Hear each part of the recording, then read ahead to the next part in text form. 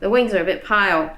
So I'll show you how you might fix that. This is something you can do at home. But you've got to get this sheet totally dry before you untape it. But if you need to adjust the strength in the wings, then this is how you do it. Just get a little bit of water. We just deal with one area at a time. It's easy because you've got this lovely waterproof border on there. This is just like silk painting, honestly. I'll have to have a silk painting class for you guys at some stage.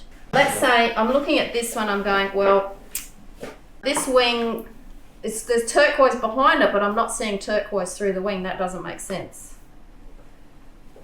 And here there's a bit of turquoise there. Maybe I want to put a bit of purple in this end here, but this one especially. So if I wet the whole wing, one shot as much as possible, using my lovely border that I've got here. Yes. Wet the whole wing with nice wet brush. It is wet.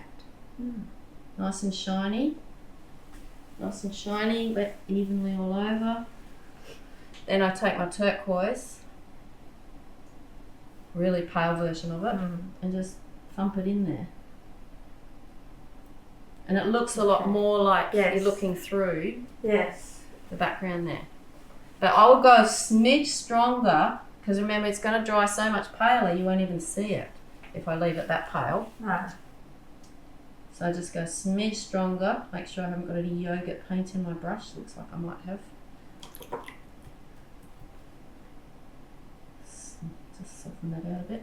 And that's good. So you don't get any hard edges if you wet the whole area, and then you leave it alone, fold your arms, leave it alone.